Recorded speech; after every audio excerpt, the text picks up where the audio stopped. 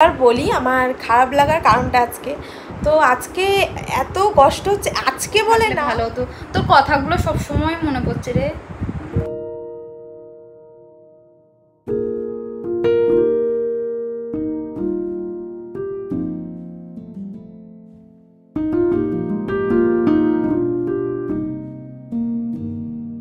ময়না কাঁদছে।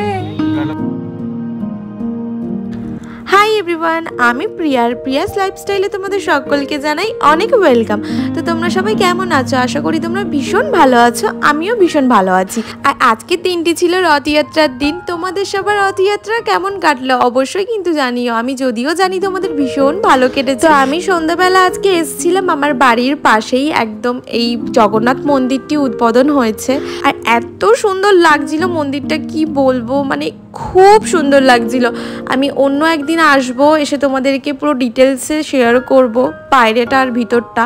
এত সুন্দর, আজকে তো আমি পুরো ভিডিওটা গুছিয়ে করতে পারিনি, মানে এতটাই ভিড় হয়েছে, মানে সেই ঠেলাঠেলি করে মন্দিরে ঢোকার মতো অবস্থা। মানে মেলা হয় এখানে, মানে মেলার থেকেও প্রচণ্ড ভিড় হয়েছে, ভীষণ ভিড় ছিল। আর যেহেতু এটা জগন্নাথ মন্দির, তো সবাই আজকে তো জগন্নাথ ঠাকুরকেই দেখতে আসবে, তো যার জন্য এই মন্দিরটাতেই বেশি ভিড় হয়েছে। তো তাও দেখো, আমি তোমাদেরকে কিন্তু একটু দেখিয়েছি ঘুরে ঘুরে, কি সুন্দর লাগছিল কি বলবো। মূর্তিগুলো দেখো যেমন সুন্দর, উপরের ঝাড়টা, ভিতরেও একটা কি সুন্দর ঝাড় ছিল ঠাকুরের মাথার উপর। আর ঠাকুরগুলো তো এত ভালো সুন্দর লাগছিল, জল জল জল জল করছিল ঠাকুরের মুখগুলো। আর এই যে এখানটায় আমার হাসিও পাচ্ছিল, ভিতর থেকে ওই দাদাটা বলছে কি ফটো তোলো আর চলে যাও, তোলো আর চলে যাও। আর আমি তো ওখানে দাঁড়িয়ে দাঁড়িয়ে ভিডিও করেই যাচ্ছি, মানে আমারই নিজেই রীতিমতো হাসি পাচ্ছে। আর শুধু আমার দিকে তাকাচ্ছিল, ভাবছে যে এই মেয়েটা কী করছে, এত কি ঘুরে ঘুরে ভিডিও বানাচ্ছে, মানে হয়তো ওটাই ভাবছে যে ভিডিও করা কি এর শেষ হচ্ছে না। তো যাই হোক, আজকে তো শেয়ার করতে পারলাম না, পরে একদিন শেয়ার করবো। আর এই যে মন্দিরটা দেখলে এক্ষুনি, এই মন্দিরটাতে কিন্তু এখন আর ভিডিও অ্যালাউ করে না, হয়তো এই মন্দিরটাতেও আর পরবর্তীকালে করবে বলে আমারও মনে হয় না। তো তারপর এত গরম লাগছিল কি বলবো, পুরো ঘেমে নিয়ে তো স্নান হয়ে যাচ্ছিলাম। তো গরমের মধ্যে ভাবলাম একটা আইসক্রিমই খাই।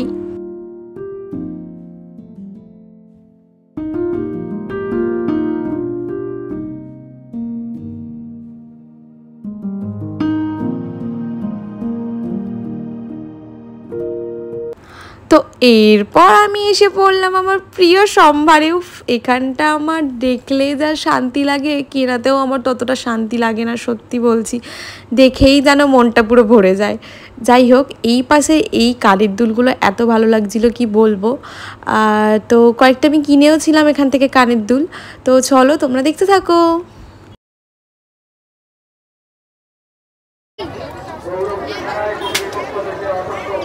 লাগছে না এখানে, ধর দেখি তুই ঠিকঠাক করে ধর তো। সালোয়ারের সাথেও ভালো লাগবে, বল নি তাহলে ওটা রাখ। এটা বড্ড হালকা লাগছে মনে, ধর একটু কানে ধর।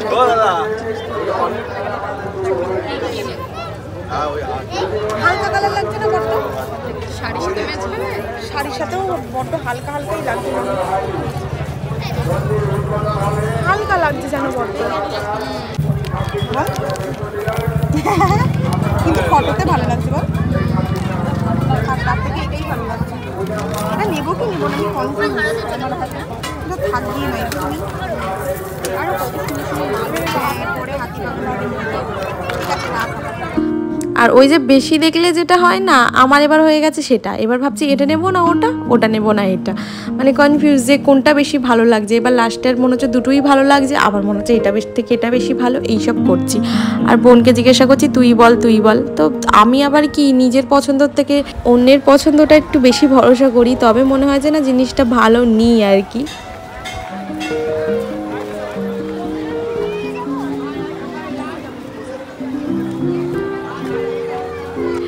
আর এই যে হচ্ছে ওই মন্দিরটা, যে মন্দিরটার ভিতরে আমি বললাম ফটো ভিডিও তুলতে দেয় না। তো তোমাদেরকে বাইরেটাই আমি দেখাই, দেখো কত সুন্দর লাগছে মন্দিরের বাইরেটা। আর মেলাটা এই যে মন্দিরের পিছন দিকটা বসেছিল, প্রত্যেকবার জগন্নাথ মন্দিরের ওই সামনেটায় বসে। আর এবছর যেহেতু ওখানটায় মন্দিরটা উদ্বোধন হয়েছে আর প্রচুর লোকজন ওখানটা, তো তার জন্য হয়তো মেলাটা এখানটা বসেছে।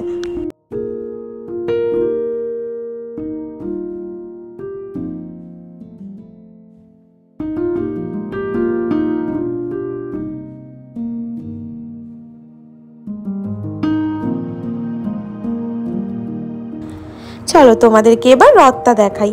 যাওয়ার পথেই রথটা দেখেছিলাম, কিন্তু তখন আর অতটা মনে হয়নি যে ব্লগটা করব। কি জানি মন্দিরের সামনে গিয়ে ভাবলাম যে না, সারাদিনে ব্লগ করিনি, অনেক দিন করি না, তাহলে যখন বেরিয়েছি একটু ঘুরতে একটু ব্লগ করি, তোমাদের সাথেও শেয়ার করা হবে। তো এই যে রথটা কি সুন্দর ফুল দিয়ে সাজিয়েছিল, আর এখানে জানো তো একটা দাদু আর দিদা এত সুন্দর হাত ধরে দাঁড়িয়েছিল, আমি আর সেটা চুপি চুপি ভিডিও না করে থাকতে পারলাম না। তো আমি যদিও ভিডিওটা করার কথা আমার মনে ছিল না, ময়না আমাকে বললো দিদি দেখ কি সুন্দর, একটা ভিডিও কর না, তো যার জন্যই ভিডিওটা করলাম। আর সত্যি আমার ভীষণ ভালো লাগলো দেখে।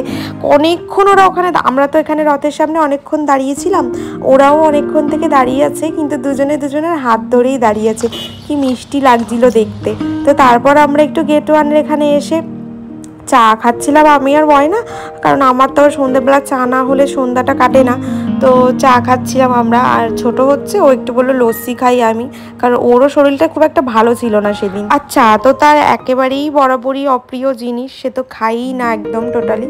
আর এখানে না ময়নার বাড়ি থেকে ফোন করেছিল ময়নার মা, আর এখানে হচ্ছে ময়না তার জন্য দুঃখের বন্যায় ভেসে যাচ্ছে একদম কান্না করে।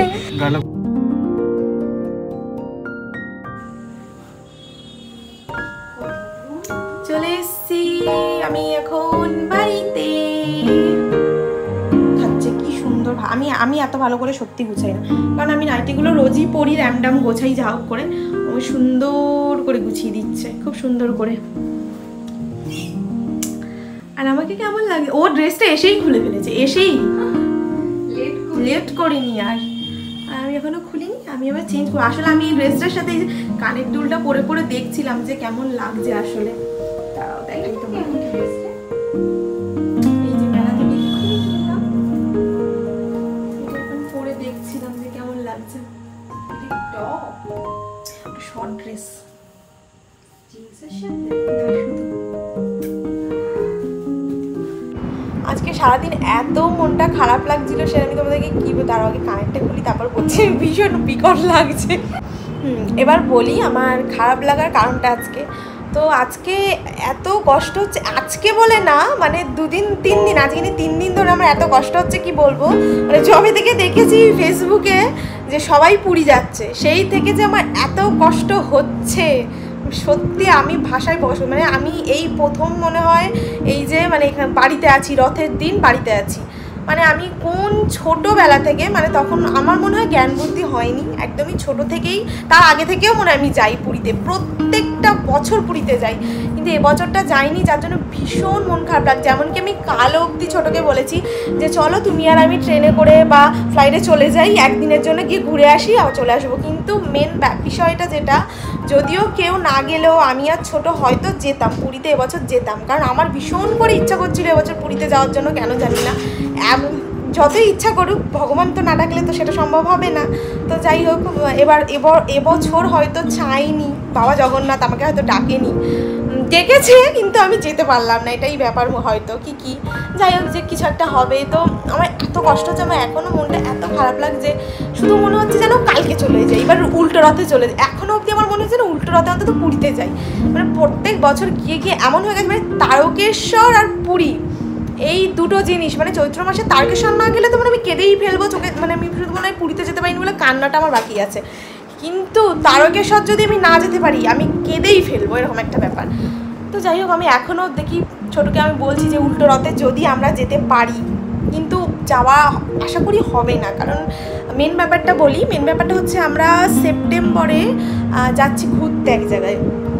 সেটা আমি এখন বলবো না, সেটা যখন আমি যাব তখনই তোমাদের সাথে শেয়ার করব, এখন বলে তো সব হয়েই গেল। তো মেন ব্যাপার ওটাই যে ঘুরতে যাওয়ার জন্য আমাদের টিকিটও কাটা হয়ে গেছে, পুরো কনফার্ম আমরা ঘুরতে যাব। তো তার জন্যেই হচ্ছে মেন ব্যাপার যে পুরীটা ক্যান্সেল করেছি, মানে কেউ না গেলেও বললাম ওই যে আমরা দুজন যেতাম, কিন্তু ব্যাপারটা হচ্ছে ওই জন্যই এবছর যাওয়া হলো না। কি হ্যাঁ রাখ। তো কী করবো, একদিক দিয়ে মন খারাপ, আবার একদিক দিয়ে আনন্দ হচ্ছে। মানে আমরা এখন যেখানে ঘুরতে যাব সেখানে হচ্ছে আমি এবার মানে এই প্রথমবার যাবো, আগে কখনো যাইনি। তো সেটা তো আনন্দ হচ্ছে, আর এই কারণেই যাওয়া হলো না। কারণ ছোটো বললো যে এই তো তুমি যাবে সেপ্টেম্বরে ঘুরতে, আবার এর মধ্যে পুরীতে যাব, আবার এই মাঝখানে তারাপীঠ যাওয়ার কথা আছে, আমরা হয়তো যাবো সামনের মাসের মধ্যে, এ মাসের লাস্টের দিকে না হলেও সামনের মাসের দিকে আমরা তারাপীঠ যাব। তো যার জন্যেই সব কিছু ভেবে চিনতে মানে আমি ভেবে চিনতে ডিসাইড করলাম আর কি যে না ঠিক আছে এবছরটা মিস হয়তো যাবে, কারণ যাওয়া হবে বলে মনে হয় না, 99% চান্স নেই যাওয়ার।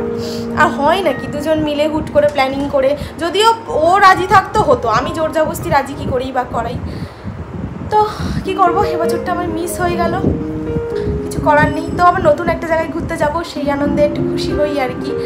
আর কি বলবো, তো চলো আজকের ব্লগটা তো হুট করে স্টার্ট করেছি, যা মানে ওখানে গিয়ে আমার কি মনে হলো না আজকে একটু ব্লগটা করি, কারণ অনেক কদিন আমার ব্লগ পোস্ট করা হয় না, কারণ এখন করে আর সত্যি আমি এত ব্যস্ত থাকি, মানে ব্যস্ত থাকি বলতে নানান দিক দিয়ে ব্যস্ত থাকি, যার জন্য আর ব্লগটা আমার সেইভাবে করে ওঠা হয় না। আর ব্লগের প্রতি তো আমার মানে কি বলবো, এই বিষয়টা আমি পরে একদিন বলবো, যে বেশি করে যে কেন যে ব্লগের প্রতি আমার অতিষ্ঠতা, সেটা আমি তোমাদের সাথে পরে একদিন অন্য কোনো একটা ব্লগে শেয়ার করব।